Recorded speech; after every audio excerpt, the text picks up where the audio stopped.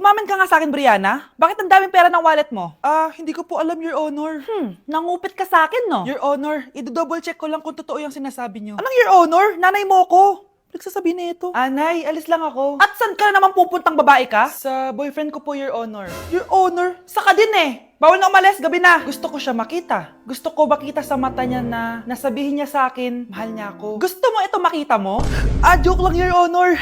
Anak, nakausap ko yung teacher mo kanina at sabi niya, hindi ka daw pumasok ng school?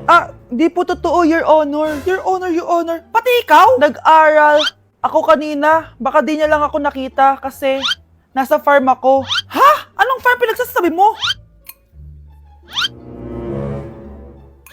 Anak, ba't dila ka ng dila? Butiki ka ba?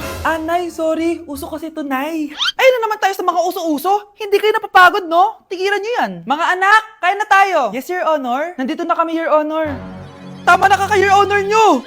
Your Honor, kain na tayo. Tama na! Tumigil na kayo! Your Honor.